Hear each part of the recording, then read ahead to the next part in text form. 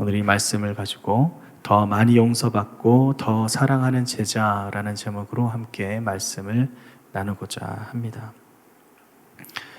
오늘 우리가 읽은 본문은 소위 도유 사건이라고 하는 한 여인이 기름을 붓는 사건입니다.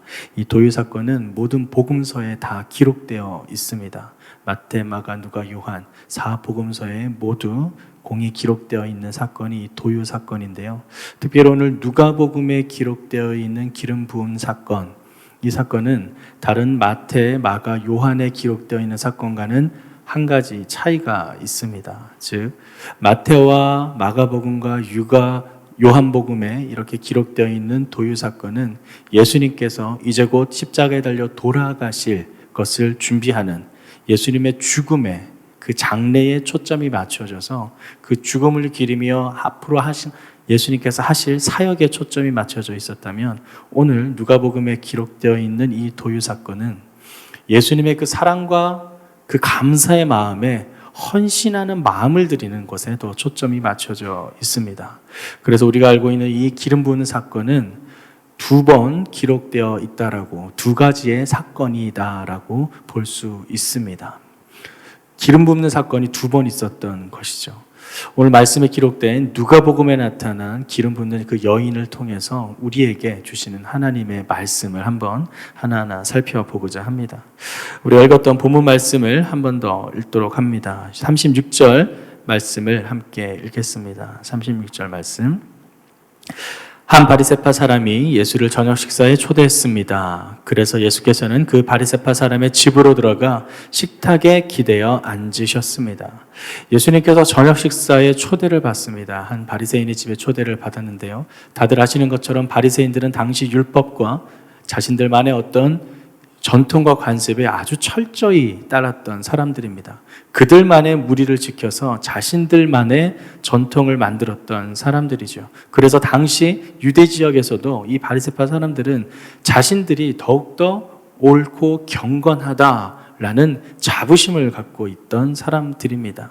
이 바리새파의 원어는 페루심이라는 뜻인데, 그 페루심은 구별되다, 구분되다라는 뜻을 가지고 있습니다. 이미 그들이 이 이름에서부터 나는 너희들과는 다르다, 나는 내가 믿는 하나님은 너희들이 따르는 그런 하나님과는 다르게 나는 아주 경건하고 아주 신실하게 나는 믿고 있다라는 그런 자부심을 갖고 있던 자들입니다.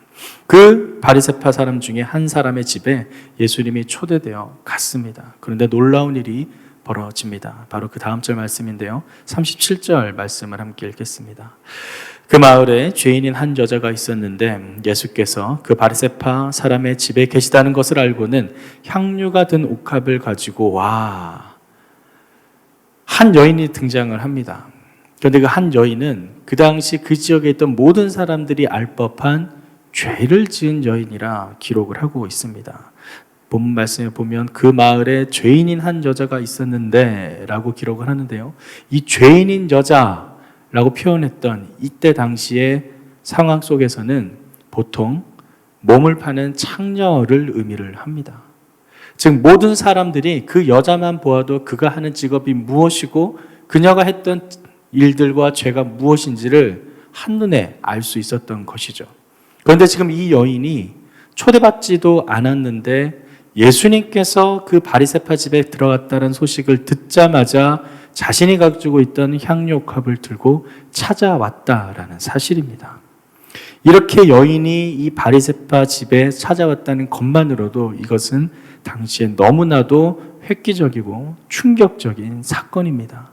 감히 엄두도 못 낼, 감히 나서지도 못할 그 자리에 이 죄인인 여인이, 이 죄인으로 구분되어 그 당시 사람들에게 멸시받았던 이 여인이 직접 찾아왔던 것이죠.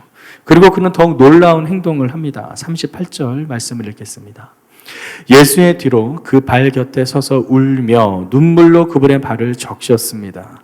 그리고 자신의 머리카락으로 발을 닦고 그 발에 자신의 입을 맞추며 향유를 부었습니다. 보통 사람이 할 수 없는 행동을 합니다. 보통 발을 씻을 때는 물로 씻죠. 당시 이스라엘 지역 그 근동 지방에 살 때는 발에 우리처럼 지금 신고 있는 이런 신발이 아니라 샌들을 많이 신고 다닙니다.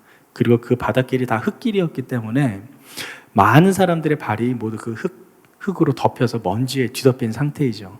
그래서 초대를 받은 손님은 대부분 그 초대한 집에 갔을 때 집주인이 그에게 물을 떠다 주면서 발을 먼저 씻는 것이 당연한 인사이고 예의였습니다. 그렇게 물로 발을 씻는 것이 당연한 그때에 지금 이 여인은 물이 아닌 물보다 훨씬 더 고가이고 고급스러운 향료로 예수님께 그 발을 닦고 있습니다. 또한 눈물로써 그 발을 적시면서 자신의 머리카락으로 입을 맞추며 향유를 부었다라고 합니다. 자신이 가지고 있는 모든 정성과 마음을 다해 예수님의 그 발을 닦았던 것입니다. 그가 이렇게 표현했던 것은 이유가 있었습니다. 자신이 받은 놀라운 하나님의 사랑 때문이죠. 그가 그러한 사랑을 경험하지 못했다면 그는 이러한 행동을 할 수가 없었을 것입니다. 그 이유들이 이제 뒤에 보면 계속해서 말씀이 이어져 나오는데요. 이러한 창녀의, 이 여인의 행동을 보고 그 당시에 바리새파 사람들은 그 모습을 보고 이런 생각을 합니다. 39절 말씀에 보면 만약 이 사람이 예언자라면 자기를 만지는 저 여자가 누구며 어떤 여자인지 알았을 텐데 저 여자는 죄인이 아닌가. 거꾸로 생각하면 무엇인가요? 지금 저 예수라는 저 사람은 예언자가 아니구나. 예언자가 아니기 때문에 지금 저 여자가 하는 행위를 그대로 받고 있구나. 판단을 하고 있습니다. 자기가 예수라는 인물을 초대했음에도 불구하고 이 바리새파 사람은 자신이 초대한 그 예수에 대한 확신이 없었을 뿐만 아니라 아무런 믿음도 없었던 것입니다. 오히려 그를 판단하면서 정말 예언자라면 저 여인이 죄인이라는 걸 알아차리고 이러지 말라고 이 자리에서 떠나라고 했을 것인데 그가 바라봤던 예수의 모습은 전혀 그렇지 않았기 때문이죠. 36절부터 지금까지의 말씀 속에서 한 가지 저의 마음 가운데 깊은 교훈으로 남는 말씀이 있습니다. 즉 여인이 직접 바리새파 그 집안에 찾아갔다라는 그 용기와 담대함입니다. 사람들은 대부분 죄가 있으면 숨게 마련입니다. 또 피하기 마련이죠. 그런데 지금 이 여인은 자신이 죄가 있다라는 것을 알고 있음에도 불구하고 당당하게 바리새파 집의 문을 열고 들어갑니다. 그 용기가 어디에서 났을까요? 그 담대함이 어디에서 비롯되었을까요? 가만히 저의 모습을 돌아보면서 과연 나는 내가 죄를 지었고 내가 부족함이 있을 때 나는 하나님 앞에 나아갔는가를 돌아봅니다. 사랑하는 성도 여러분, 여러분이 가장 어려운 시기에 여러분이 가장 힘들다고 생각될 때에 여러분이 내가 가장 낙심하고 죄 가운데 거하고 있었다라고 생각될 때에 여러분은 누구를 찾으시나요? 사람들의 눈치를 보면서 내가 과연 이렇게 살아가도 될까? 내가 과연 하나님을 찬양하는 것이 맞을까? 내가 과연 교회 가서 봉사하고 예배 드리는 것이 맞을까? 아니야, 나 같은 사람이 뭐 그런 거 한다고 내가 그런 거 한다고 뭐가 다시 회복되겠어? 라는 실망 속에 낙담 속에 거하지는 않으시는지요? 세상에 흔히 믿음 없는 사람들, 하나님을 알지 못하는 사람들의 패턴은 그렇습니다. 뭔가 잘못을 하고 죄를 짓게 되고 그것이 알게 되면 숨기기 바쁘고 남에게 들통날까 봐 걱정하고 염려하며 그저 숨고 살아갑니다. 하지만 진리를 아는 우리는 다릅니다. 우리는 진리를 알기 때문에 우리가 죄인임을 알면 알수록 더욱 진리 가운데 나아가게 되는 줄 믿습니다. 왜냐하면 그 죄가 내가 씻어낼 수 없고 내가 할 수 없고 오직 진리이며 참 생명이신 예수 그리스도만으로 회복이 가능하기 때문입니다. 바로 오늘 본문에 등장하는 이 여인은 바로 그 회복과 능력을 바라보았습니다. 바로 저 사람, 저 예수라는 사람에게는 바로 그러한 능력이 있다는 것을 보고 알고 믿음으로 나아갔다라는 사실입니다. 오늘 아침 우리에게 이 여인이 가지고 있던 이 믿음이 온전히 우리 삶에도 이어지기를 간절히 소망합니다. 계속해서 말씀을 보겠습니다. 40절 말씀입니다. 시작. 예수께서 그에게 말씀하셨습니다. 시몬아, 내게 할 말이 있다. 그가 대답했습니다. 선생님, 말씀하십시오. 이제 예수님께서는 그의 신적 능력을 사용하셔서 지금 시몬이라는 이 바리새파 사람이 무슨 생각을 하고 있는지 알게 됩니다. 그리고 그 사실을 알게 되자 그에게 한 이야기를 하게 되죠. 그게 오늘 예화처럼 등장하는 채권자에게 빚을 진 두 사람 이야기입니다. 딱 읽어봐도 500데나리온과 50데나리온 빚을 진 사람, 그리고 그것을 모두 탕감받았을 때 누가 더 감사하고 누가 더 기뻐하겠는가? 어떤가요? 당연히 100만 원 빚진 사람과 1000원 빚진 사람이 탕감받았을 때 100만 원 빚진 사람이 훨씬 더 감사하고 기쁠 것입니다. 너무나도 당연한 사실을 이야기를 하고 있습니다. 그 당연한 질문에 시몬도 이렇게 대답을 합니다. 43절 말씀에 보면 더 많은 빚을 면제받은 사람이라고 생각합니다. 예수께서 말씀하셨습니다. 내 판단이 옳다. 예수님께서는 지금 자신을 판단하는 그 시몬에게 그의 판단이 옳다라는 것을 이야기를 하고 있습니다. 지금 네가 하는 그 판단은 옳지만 네가 마음속으로 품었던 그 판단은 옳지 않다라는 것을 이제 보여주시려는 겁니다. 사람들은 모두 다 죄악 가운데에 있습니다. 누구나 그 마음 가운데 죄를 품고 있고 죄성을 가지고 있습니다. 그래서 로마서 3장 13절에는 이런 말씀이 있는데요. 모든 사람이 죄를 범하였음에 하나님의 영광에 이르지 못하였으니 우리가 모두 죄 가운데 있기 때문에 그 누구도 하나님의 영광 가운데 이르지 못한다라고 합니다. 그럼 우리가 하나님의 영광 가운데 이룰 수 있는 방법은 무엇입니까? 바로 단 하나, 예수 그리스도를 믿는 그 믿음뿐입니다. 우리가 구원을 받을 수 있는 것은 결코 우리의 행위나 어떤 선한 동기들이 아니라는 사실입니다. 우리는 그 어떤 선한 행위로도 구원에 이를 수 없습니다. 우리를 죄에서 구원할 수 있는 방법은 유일한 예수 그리스도, 우리의 길과 진리요 생명 대신 그 길, 그 예수 그리스도밖에 우리를 구원할 수 없습니다. 그분만이 우리를 구원할 수 있습니다. 그런데 지금 시몬은 그러한 것과 전혀 상관없이 자신의 판단 속에 이 여인을 보고 자신이 그동안 생활했던 생활 관습과 자신들의 전통에 따라 그 여인을 판단하였으며 이제 예수님께서 물어보는 그 질문 속에서도 너무나도 뻔히 보이는 그 상식에 대답을 한 것이죠. 그리고 예수님은 그 판단이 옳다라고 이야기를 합니다. 그리고 계속 이렇게 말씀하십니다. 예수께서는 그 여인을 들어보고 시몬에게 말씀하셨습니다. 이 여인이 보이느냐? 내가 내 집에 들어왔을 때 너는 내게 발을 씻을 물도 주지 않았다. 그러나 이 여인은 자신의 눈물로 내 발을 적시고 자신의 머리카락으로 닦아 주었다. 그리고 또 너는 내게 입 맞추지 않았지만 이 여인은 내가 들어왔을 때부터 계속 내 발에 입을 맞추고 또 너는 내게 기름을 부어주지 않았지만 이 여인은 내 발에 향유를 부어주었다. 계속해서 예수님께서는 지금 시몬이 이 집에 들어왔을 때 집주인임에도 불구하고 자신을 환영하지 않았던 그 모습을 이 여인의 행동과 비교하며 말씀하고 계십니다. 네가 판단하는 것은 옳았는데 시몬아 잘 봐라. 이 여인은 나에게 이렇게 행동을 했는데 너는 그와는 정반대로 나에게 이렇게 행동하지 않았었구나. 그러면서 처음 질문이 뭐였죠? 이 여인이 보이느냐라고 물어봅니다. 사랑하는 성도 여러분, 이 여인을 봤을 때 여러분은 무엇을 보았습니까? 우리가 보는 것은 무엇입니까?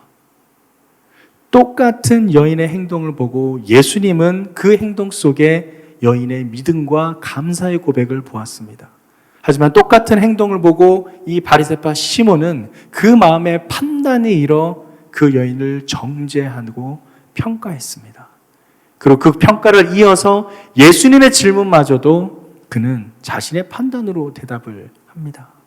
사랑하는 성도 여러분, 똑같은 것을 보더라도 그 안에 하나님께서 이미 계획하신 하나님의 섭리를 바라봐야 될 줄 믿습니다. 우리 눈에 보기 원하는 것을 보는 것이 아니라 하나님께서 나를 통해 보길 원하는 것을 바라보기를 소망합니다.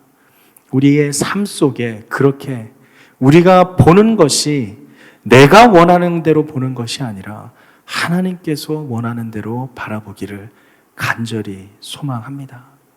그러한 그에게 이제 오늘 본문 말씀의 핵심이라고 할 수 있는 47절 말씀에 이렇게 말씀하시는데요. 47절 말씀을 함께 읽겠습니다. 시작.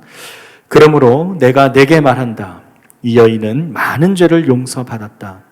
그것은 이 여인이 나를 많이 사랑했기 때문이다. 그러나 적게 용서받은 사람은 적게 사랑한다. 사실 이 47절 말씀이 상당히 논란이 많이 되는 말씀입니다. 이 말씀을 그대로 따라가다 보면 그 여인이 나를 많이 사랑했기 때문에 이 여인은 많은 죄를 용서받았다라고 생각되어집니다. 전후가 애매하게 기록된 거죠. 마치 선사랑, 뭔가에 내가 사랑과 감사의 행동을 한 후에 그 어떤 그런 행동에 대한 결과로 용서를 받게 된다라는 뜻입니다. 그런데 이 본문을 아까 전에 읽었던 그 채권자의 그 내용과 비교를 해보면 지금 채권자 그 경우에는 어떤가요? 먼저 용서를 받고 더 사랑하게 됩니다. 선용서 후 사랑입니다. 근데 지금 47절 말씀은 선용서가 아니라 선사랑 후 용서입니다. 그 여인이 나를 많이 사랑했기 때문에 그 여인이 용서를 받았다. 이 말씀을 가지고 로마 가톨릭이나 천주교에서는 어떤 사랑의 행위, 그런 행위로 말미암는 구원을 이야기를 합니다. 이봐라, 지금 예수님께서도 먼저 사랑하는 그 마음, 그 사랑했던 어떤 행동들, 그것 때문에 용서를 받았다라고 말하지 않느냐라고 이야기를 하는데요. 이것은 하나님 예수님의 말씀을 잘못 이해한 겁니다. 전혀 잘못 이해한 것이죠. 사실 지금 사랑했기 때문이다 또는 우리가 방금 읽었던 42절 말씀에 그 채권자를 더 사랑하겠느냐라고 기록된 이 말씀에 기록된 그 의미는 아람어에는 감사하다라는 표현을 사랑한다라는 표현으로 많이 사용한다고 합니다. 그래서 이 감사한다라는 그 말 속에 사랑한다라는 그 말이 의미가 담겨 있다라는 것이죠. 그래서 감사라는 단어를 쓰지 않고 사랑이라는 단어를 써서 그 감사의 마음을 표현합니다. 그렇게 보면 지금 이 사랑한다라는 의미는 뭔가에 대한 감사의 마음을 나타내는 것이고 또 지금 이 여인이 하는 모든 행동은 어떤 것에 대한 감사에 대한 표현이라고 할 수 있습니다. 요한일서의 기록을 보면 이런 기록이 있습니다. 요한일서 4장 19절에 우리가 사랑함은 그가 우리를 먼저 사랑함이라. 우리가 사랑을 할 수 있는 것의 근원과 그 시작은 무엇인가? 바로 우리가 그 사랑을 먼저 받고 경험했기 때문입니다. 우리가 누군가를 사랑한다면 그것은 우리가 그만큼 받은 사랑이 있기 때문입니다. 우리가 흔히들 이야기하는 것처럼 사랑이 풍부한 사람은 그가 어렸을 때 그 가정에서 또는 그가 자라오는 환경에서 많은 사랑을 받았다라는 것을 알 수 있죠. 우리가 먼저 사랑을 받았기 때문에 우리는 사랑을 할 수 있다라는 겁니다. 지금 이 여인이 이러한 감사와 사랑을 고백할 수 있는 근원은 그가 어떤 사랑을 많이 받았기 때문입니다. 그 받은 사랑은 무엇입니까? 바로 예수 그리스도를 믿는 믿음으로 말미암아 고백할 수 있는 사랑의 능력이다라는 사실입니다.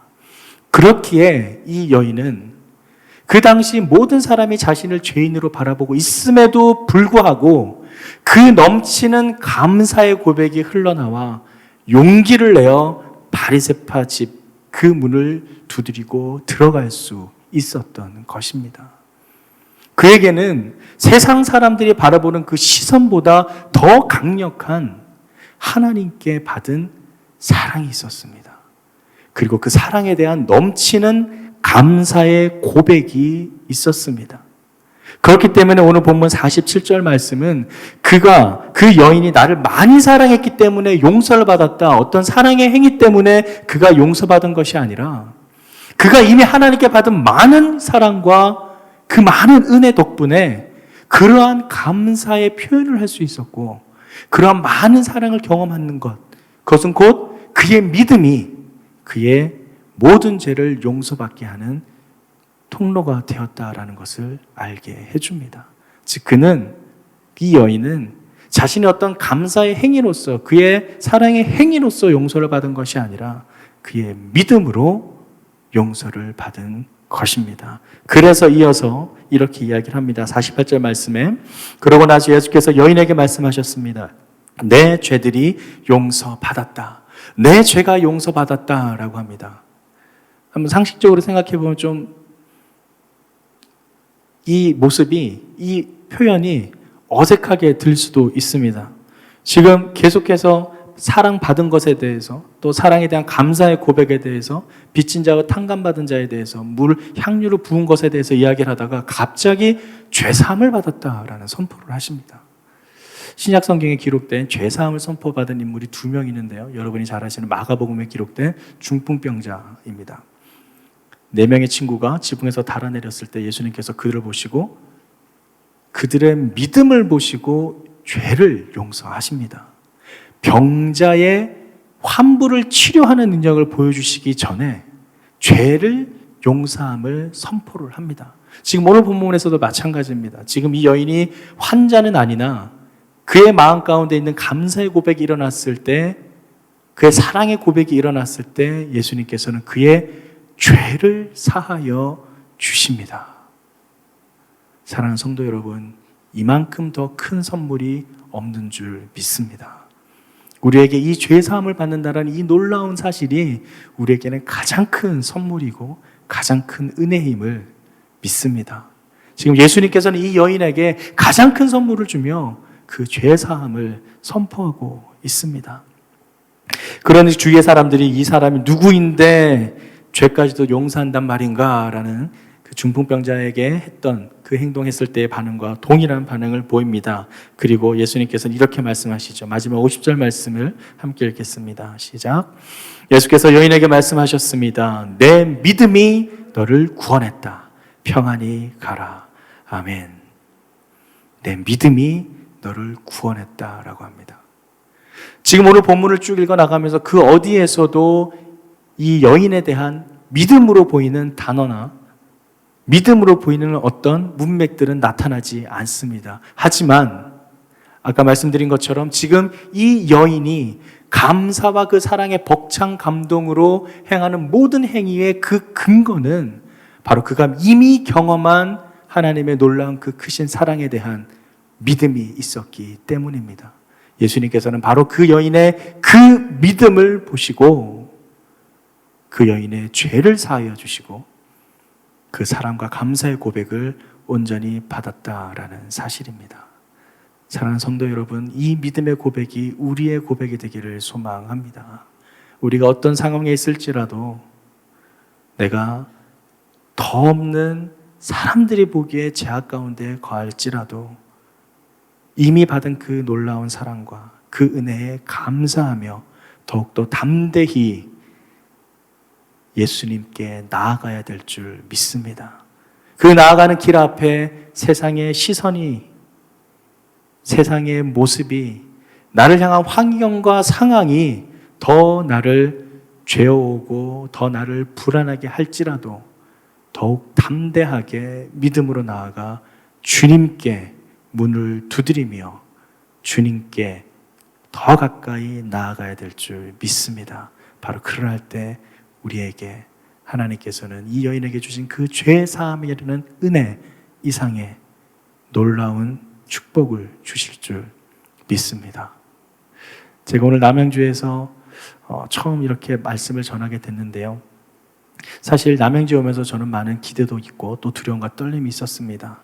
그럼에도 불구하고 하나님께서는 분명 계획이 있으시고 뭔가 나를 향한 하나님의 인도하심이 있으리라는 믿음이 있었습니다. 놀랍게도 며칠 되지는 않았지만 남양주에서의 지금까지의 모든 경험은 정말 감동 그 자체였습니다.